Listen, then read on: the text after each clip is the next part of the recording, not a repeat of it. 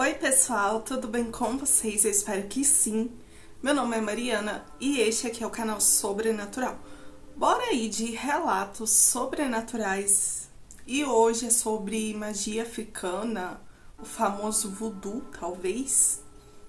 Mas antes de te contar esses relatos, eu quero pedir a você que gosta do canal, não esquece de deixar o like bem no início aqui do vídeo, porque vai ajudar muito aqui na divulgação do vídeo. Se inscreva se você ainda não é inscrito, se é a primeira vez aqui no canal. E se você tiver algum relato, quiser mandar aqui pra mim, o e-mail tá aqui na descrição do vídeo, assim como o link das outras redes sociais também. E se esse vídeo tiver a função de hypar, hype ele aí pra mim também, que vai ajudar muito aqui o canal. Mas agora chega de papo, chega de enrolação e bora para estes relatos aqui sobre magia africana ou o famoso voodoo, talvez, da melhor maneira aí que vocês acham que deve ser chamado.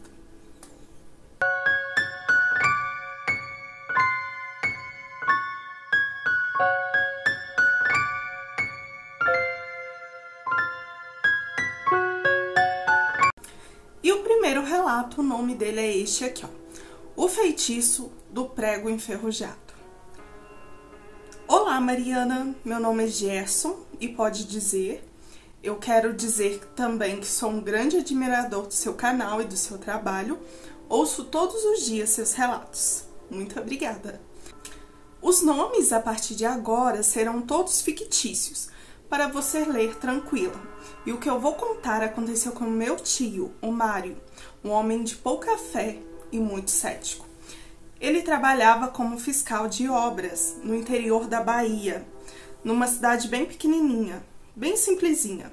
Não tinha quase serviço algum, e aquela obra era uma oportunidade para muitos. Lá o povo ainda recorria a benzedeiras, rezadeiras e ao voodoo. Sim, voodoo.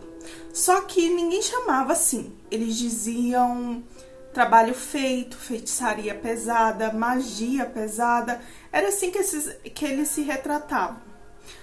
E falavam também que era coisa do mal, coisa para derrubar quem te derrubou. E era assim que eles se referiam ao que nós conhecemos como magia africana, o famoso voodoo.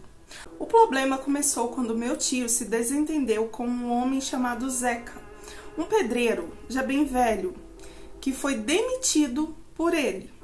Zeca dizia que aquela demissão tinha sido injusta e jurou: você ainda vai pagar por tudo que tirou de mim. Meu tio riu, claro, riu na frente dele. Só que depois disso, a vida do meu tio virou um completo inferno. Na primeira semana depois da demissão do Zeca, ele começou a ter uma dor de cabeça que não passava com remédio algum.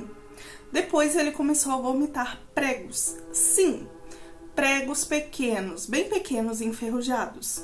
Era como se ele tivesse engolido prego ou como se o estômago dele produzisse aquilo. Ele acordava também, dizia sentir cheiro de ferrugem na boca. E certa noite minha tia encontrou 3 pregos no chão do banheiro, onde ele havia vomitado sangue. Levaram ele no médico, no hospital da cidade vizinha, e fizeram diversos exames. Mas os exames não mostraram nada. Não tinha úlcera e nenhum problema interno. Só que ele começou também a emagrecer. Ele perdeu 10 quilos em menos de um mês. Não dormia mais, tinha calafrios à noite e dizia que sentia algo se arrastando sobre a pele, como se houvesse pequenos bichos andando dentro dele, arranhando seus órgãos por dentro, sem falar nas fisgadas no estômago. Foi minha avó quem desconfiou primeiro. Ela era de outra geração. Conhecia histórias de feitiços, de magia pesada, embora eu não gostasse muito de falar disso. Ela foi até uma mulher chamada Mãe Odete, uma senhora que morava bem afastada, quase no limite da cidade. Chegando lá, essa Mãe Odete pegou uma bacia de barro, jogou água, azeite e um tipo de pó. Olhou dentro da bacia e disse: o nome dele foi amarrado num boneco. E enfiaram um prego enferrujado bem no estômago do boneco. Ele vai morrer se não desfizerem o trabalho. Minha avó chorou, implorou, pediu ajuda, mas a mãe Odete disse que só podia ajudar se tivesse acesso ao boneco. Mas ninguém sabia onde ele estava. A única pista era que um dia antes do tio Mário passar mal assim, eles viram Zeca numa encruzilhada com um pacote de pano preto e um frango branco debaixo do braço. Acharam que ele tinha feito um despacho ali.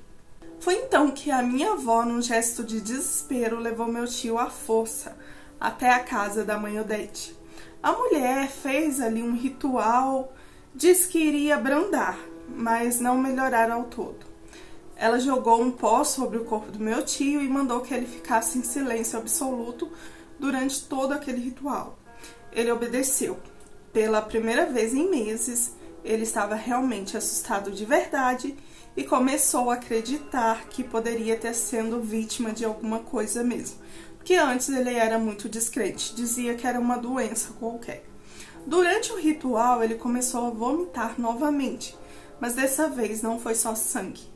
Foram 5 pregos e um deles tinha um pedaço de linha vermelho enrolado. Mãe Odete pegou aquilo e colocou numa garrafa com cachaça e arruda. Disse que aquilo era o resto do feitiço sendo expulso. Mas disse para minha avó encontrar o boneco e queimar, pois senão tudo voltaria, porque o que ela tinha feito ali era apenas para dar uma amenizada no feitiço, porque a feitiçaria era coisa pesada, magia de voodoo. Para se usar um boneco era a única explicação que eles tinham. Minha avó foi à encruzilhada, onde disseram que tinha o tal despacho e não encontrou nada além de o resto do despacho. E já desanimada resolveu ir até onde o Zeca morava. E ela foi e implorou a ele. Mas ele disse que não tinha feito nada, que só tinha ameaçado mesmo. Minha avó foi embora chorando. Só que no dia seguinte, a mulher do Zeca chegou na casa da minha avó e a entregou o tal boneco. Só disse a minha avó para não contar nada a ninguém, e muito menos que ela havia lhe dado o tal boneco, pois ela havia trocado com outro no lugar para que o Zeca não percebesse. Minha avó agradeceu e queimou o boneco imediatamente.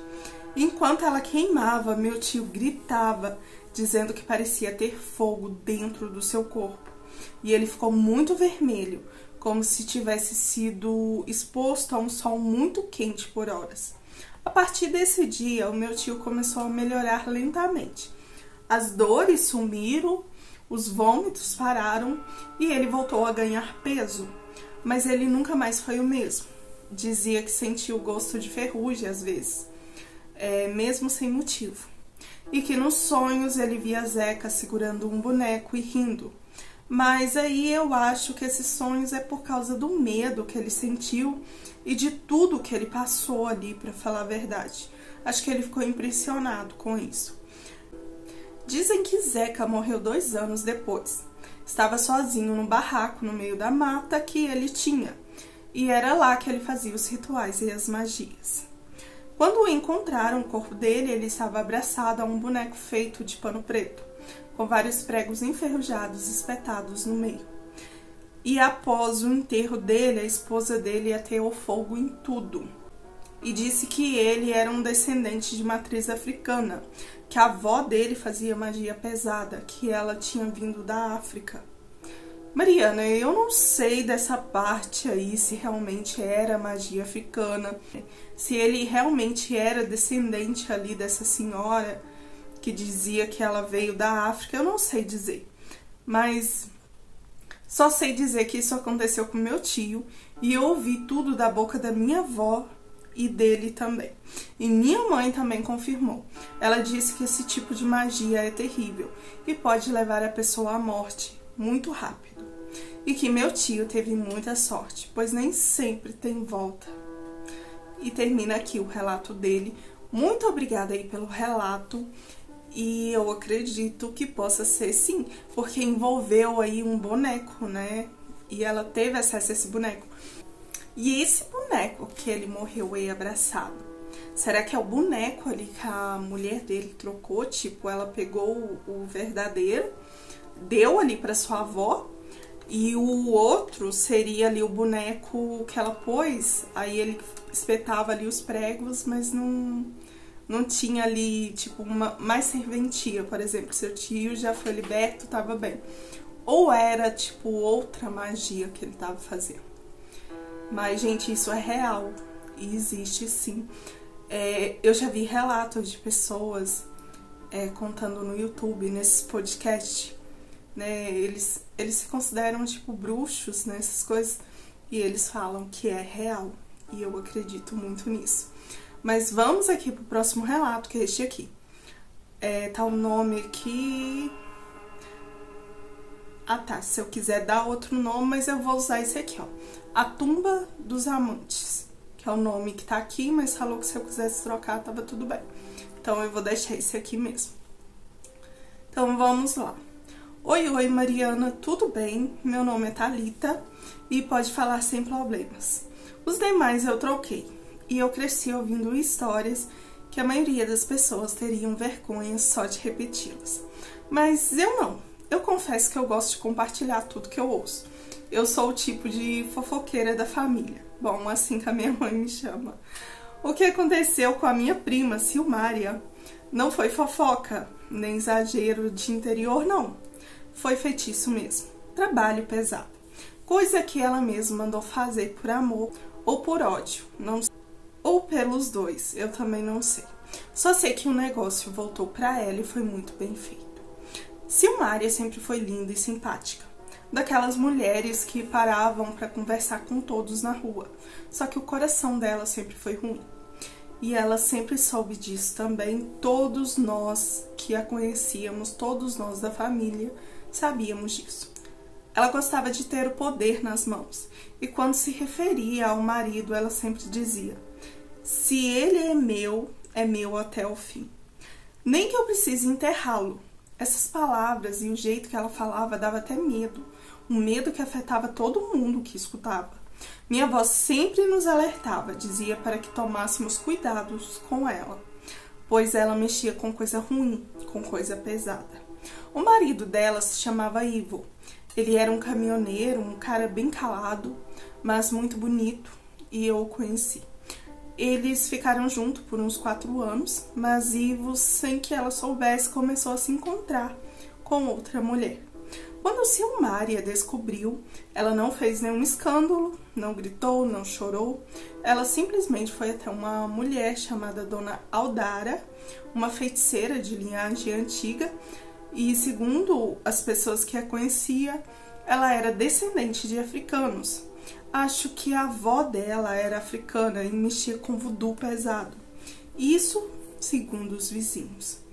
Dona Aldara mandou que ela levasse roupas íntimas usadas dela e dele, um lenço com o suor da noite do amor, no caso um lençol, uma gota de sangue dela lida naqueles dias do mês e uma cachaça com o cravo da Índia.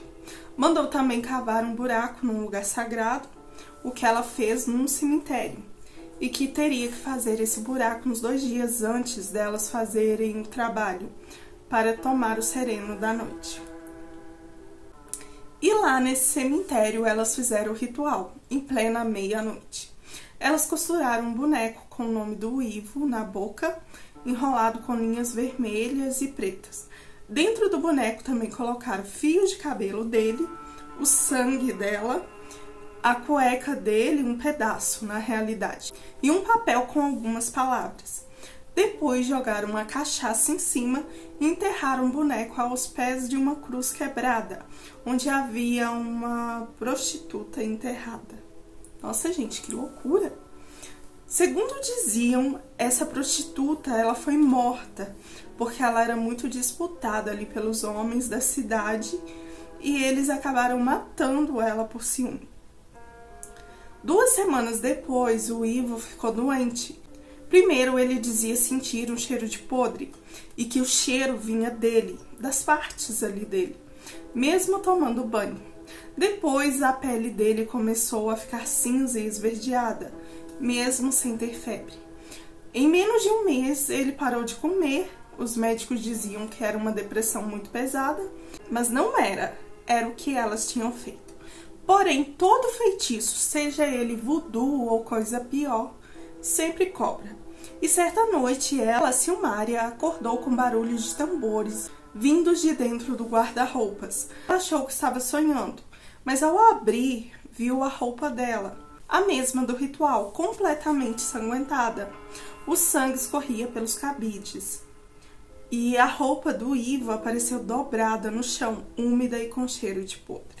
Ela tentou correr, mas pelo que eu acho, ela teve alucinações, pois ela disse que a casa inteira tremia. A luz piscava e os espelhos estouravam, e ela sentia mãos puxando os cabelos dela. Mas no dia seguinte estava tudo em ordem, só ela que amanheceu desmaiada ali no chão. No dia seguinte, ela procurou Dona Aldara, desesperada para desfazer aquilo ali, mas a casa da mulher estava lacrada. Segundo os vizinhos, ela havia sido encontrada morta. Segundo um dos vizinhos, ela foi achada dentro de um círculo de sal, com a boca costurada com linha preta e seus olhos também costurados. Ixi, gente, será que isso aí é volta do feitiço ou foi alguém mesmo que fez? O feitiço, segundo disseram, ficou solto. Ela tinha feito ele errado. E alguma coisa veio cobrar cedo demais. Ivo morreu no 3º mês, magro, irreconhecível, com os olhos fundos e a boca cheia de dentes quebrados. Parecia que tinha apanhado de um exército inteiro. O atestado de óbito dizia falência múltipla dos órgãos, mas sem causa aparente. Silmária tentou até fugir da cidade, mas foi internada, pois minha tia disse que ela estava ficando louca. E até hoje, quando a minha tia vai visitar ela, onde ela está internada na clínica, ela diz que o Ivo vem todas as noites assombrá-la e dizer que vai buscar ela. E, Mariana, essa história eu ouvi da minha tia, a mãe da Silmária, mas na cidade acho que todos ficaram sabendo, pois na época foi um verdadeiro escândalo. E termina aqui o relato dela. Muito obrigada aí, né? E, gente, que loucura! E elas fizeram ali um boneco, tipo, acho que já intencionado ali pra matar o cara. Só que elas fizeram a magia errada e alguma coisa veio cobrar ali e fez o que deu pra entender aqui, porque elas costurou a boca do boneco, né? E a senhora apareceu com a boca costurada e os olhos também.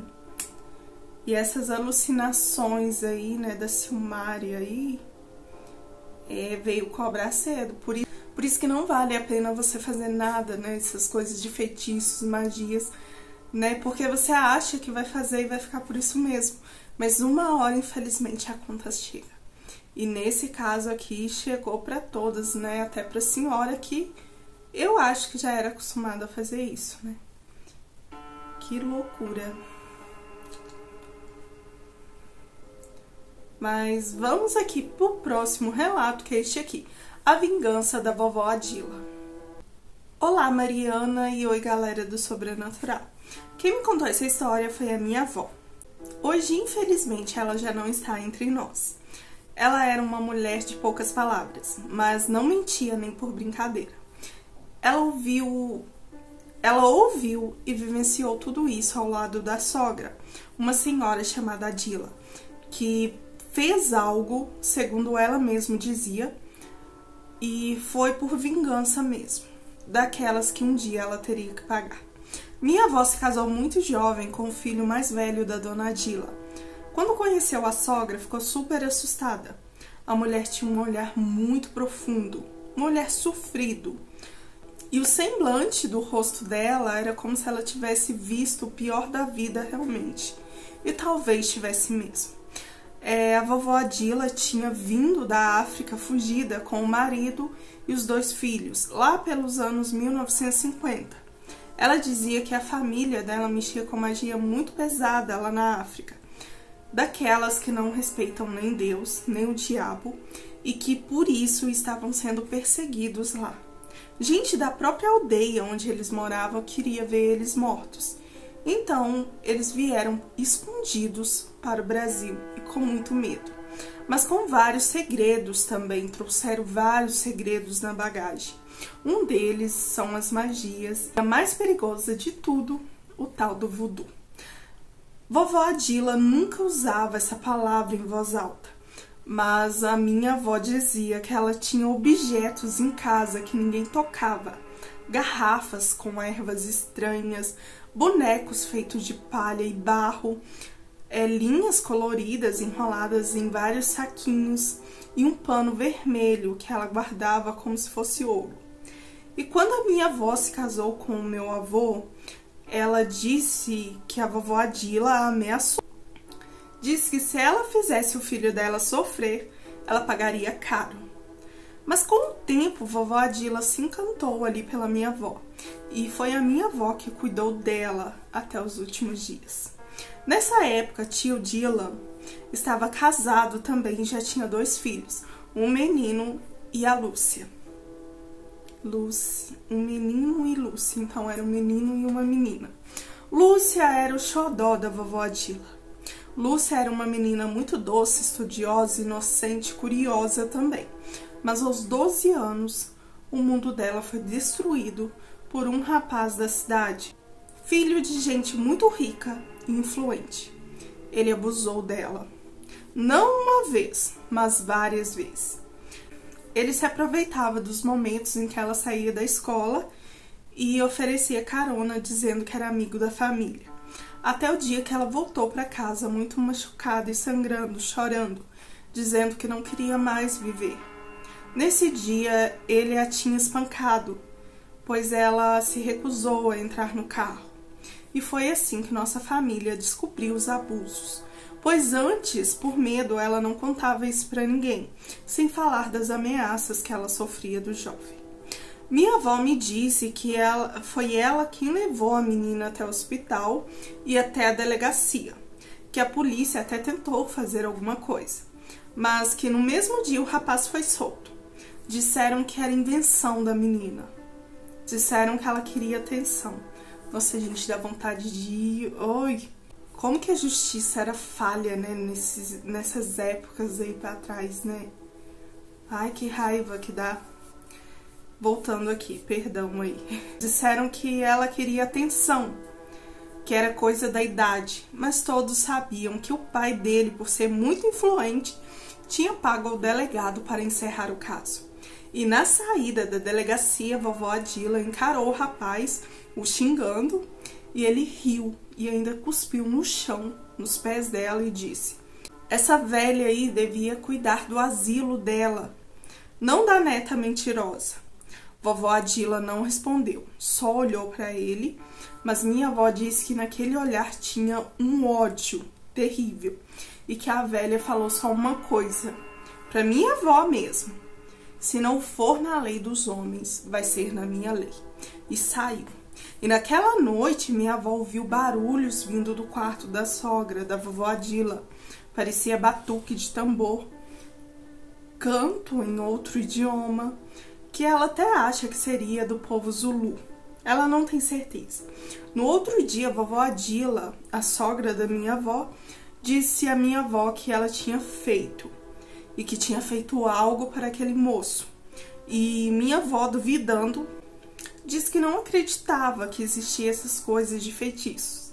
E foi aí que a vovó Adila chamou para sair e disse: vamos fazer justiça, e aí você vai ver se existe feitiço ou não. As duas saíram caminhando até um beco afastado da cidade, e a vovó Adila levava um pano escuro nas mãos. Dentro tinha um boneco. Era um boneco feito de barro e palha, envolto com fios vermelhos e pretos. Tinha olhos pintados com uma tinta preta e a boca costurada com uma linha grossa. Minha avó olhou e perguntou: você vai mesmo usar isso? E a vovó Adila respondeu: ele vai sentir cada dor que fez a menina sentir. E quando eu não tiver mais paciência com ele, vou fazer ele partir para o inferno. Isso aí. Naquele mesmo dia, enquanto andavam pelo bairro, as duas viram um rapaz de longe encostado no carro dele, o mesmo que ele usava para cometer os abusos. Vovó Adila não pensou duas vezes, enfiou uma agulha grossa na cabeça do boneco. O rapaz, mesmo à distância, na mesma hora levou a mão na cabeça como se tivesse sido atingido. Fez uma careta, xingou algo e se afastou ali do carro. Minutos depois, vovó Adila torceu o braço do boneco e foi como se tivesse quebrado o braço do próprio rapaz. Ele gritou e caiu no chão de tanta dor. As pessoas correram até ele, achando que era uma convulsão. Mas ele só dizia, meu braço tá quebrado. Mas não tem nada aí, não tem nada, o que tá acontecendo? Tipo, ele tava sem entender. E isso, Mariana, foi só o começo. Gente, isso é real mesmo. Aí dá até um medinho, sabe? Por mais que eu tô gostando que tá vindo vingança aqui. Voltando aqui. Nos dias seguintes, ele começou a perder os movimentos. Primeiro o braço, depois a perna direita e então começou a gritar sozinho na madrugada. Dizia que alguém batia na porta dele e sussurrava alguma coisa. E muitas das vezes ele entendia o seguinte: você machucou a menina. Segundo a minha avó, vovó Adila passava horas torturando aquele boneco e sussurrando várias coisas perto da cabeça do boneco. A mãe dele procurou padre, pastor e até uma benzedeira da cidade, mas nada funcionava. O rapaz estava apodrecendo de dentro para fora. As pessoas diziam até sentir cheiro de podre quando ele falava. E ele também dizia que às vezes via uma velha nas sombras segurando um boneco e que se parecia com a vovó Adila. Disse que sentia agulhas entrando na sua pele enquanto ele dormia. A mãe dele chegou a confrontar a vovó Adila e ela não negou. Disse que queria vingança.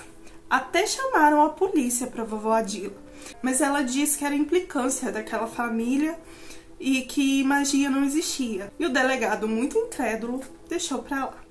Porém, a vovó Adila ficou com muito mais raiva ainda e disse que daria um fim naquilo logo. E foi aí que ocorreu o acidente.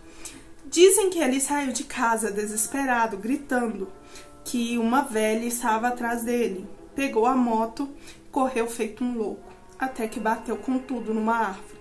O impacto foi tão forte que a cabeça dele chegou a se separar do corpo. Gente, não foi uma morte qualquer, foi muito brutal e foi sem explicação. Como que você bate numa árvore e a cabeça se separa do corpo? Até hoje eu não entendo, Mariana. Foi como se ela tivesse sido decapitada mesmo. Minha avó nunca esqueceu do enterro do rapaz. Sim, todos da nossa família foram ao enterro. Para eles era como uma questão de honra, vingança que tinha dado certo. A mãe dele gritava dizendo para a vovó Adila: foi ela, aquela bruxa. Mas ninguém pode provar nada.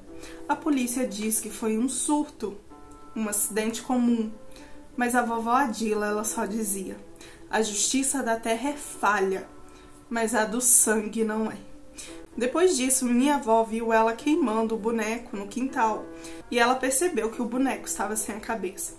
E vovó Adila também derramou óleo preto em volta da casa, dizendo que o espírito do rapaz poderia tentar voltar ali para buscar vingança.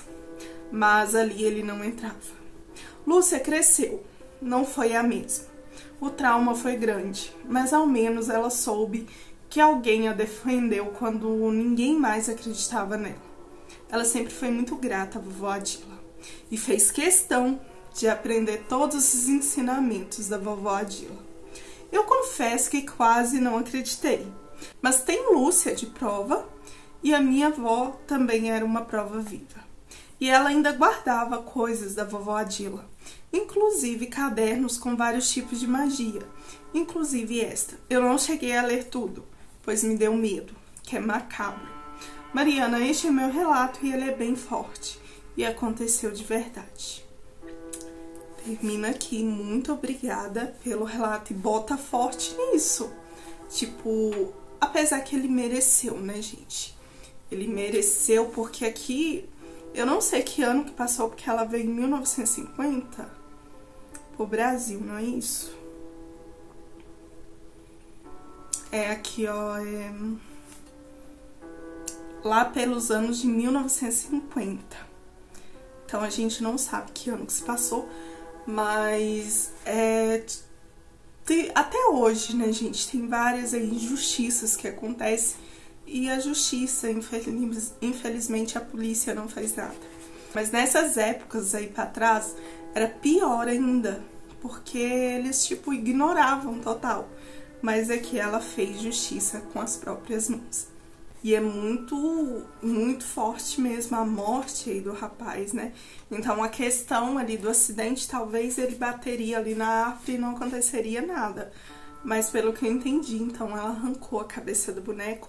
Por isso que deu aquela impressão que a cabeça dele foi decepada ali, né? Tipo, foi ela que fez, né? E ela mesma falou, né, que quando enjoasse aqui, por exemplo, ela mesma daria um fim.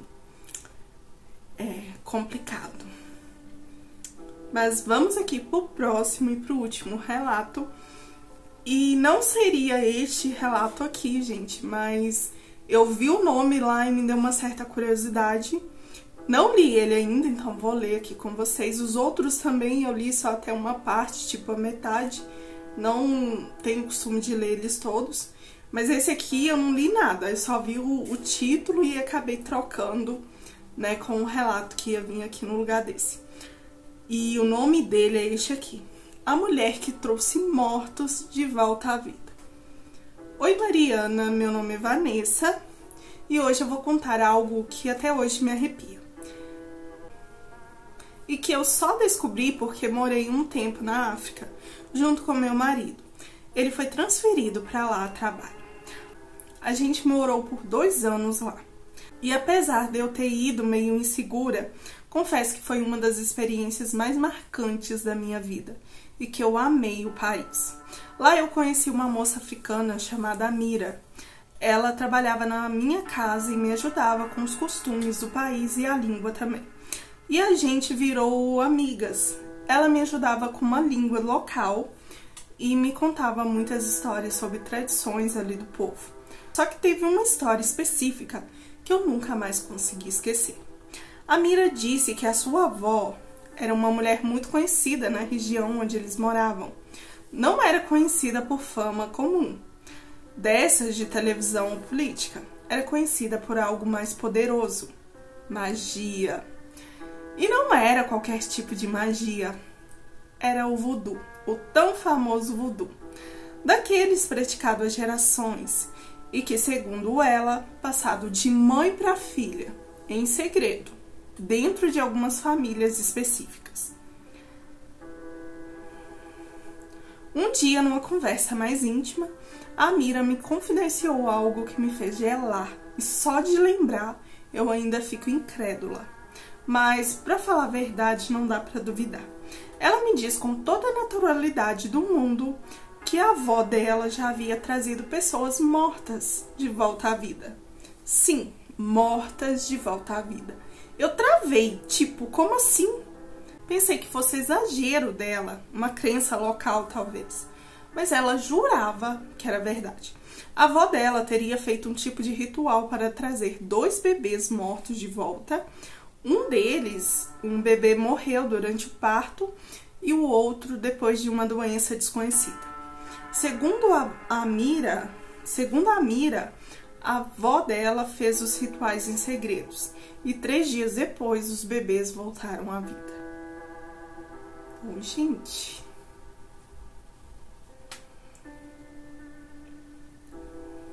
Cara, agora até eu tô pensando essa magia aí. Apesar que a gente não sabe, né, se volta realmente a pessoa ou volta outra coisa, né? Essas 2 crianças cresceram e hoje são adultos normais. Ela até mostrou uma foto antiga dizendo: esse é um deles. Ele está vivo, saudável, com a família dele, como qualquer outra pessoa. E a parte mais assustadora, ela falava isso com uma naturalidade, como se fosse algo normal. E não parou por aí. A mesma avó também teria trazido de volta uma mulher que teria morrido afogada num rio ali na região. E também um senhor idoso que morreu dormindo. E os 2 voltaram. A mulher vive até hoje numa aldeia próxima, segundo a Amira. E o velho, ela diz que hoje está com mais de 100 anos, mas com uma saúde de ferro. Trabalha, anda, não sente nada de dor, está como um jovem. Eu fiquei sem palavras. Perguntei como que isso é possível? Qual o preço disso? E aí ela olhou para mim com um olhar triste e assim um pouco apreensivo. Parecia que ela não queria me falar. Mas depois de eu me insistir muito, ela contou que cada vez que a avó dela trazia uma dessas pessoas de volta em um desses rituais, algo era tirado dela. E não era energia, não. Ela começou a adoecer. Primeiro foram dores nas pernas, depois ela começou a ter doenças que, segundo os médicos, eram atípicas. E o mais estranho, eram doenças infantis, as mesmas que os bebês tinham antes de morrer. Depois surgiram dores no peito, dificuldade para respirar, mesmo sem ter nenhuma condição clínica. E por fim, dores nas juntas, fraqueza muscular igual a do senhor idoso.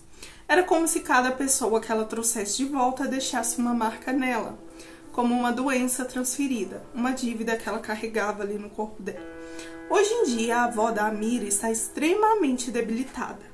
Mal anda, vive à base de chás e remédios locais e quase nunca fala. E se alguém tenta perguntar sobre os rituais, ela fecha os olhos, vira o rosto e não responde.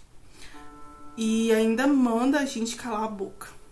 A Amira acredita que a avó dela tenha feito mais rituais do que contou. Talvez muito mais, mas ela se recusa a ensinar para qualquer um ali da família, inclusive para a própria neta. Diz que esse conhecimento cobra um preço muito alto, que não quer isso para mais ninguém, e que mexer com a morte exige algo que nunca mais se recupera, a própria saúde. Eu não sei se tudo que eu ouvi da Amira é 100% verdade, mas posso dizer, nos meus 2 anos na África, eu vi coisas que me fizeram questionar tudo que eu pensava ser possível. A energia lá é muito diferente. A força espiritual parece muito mais próxima, muito mais viva. E histórias como essa lá não são tão raras quanto você imagina. Eu nunca mais consegui ver a vida e principalmente a morte com os mesmos olhos. E ainda mantenho contato com a Amira. E sempre brinco com meu marido, se acaso eu falecer, chame a avó da Amira. E termina aqui o relato dela.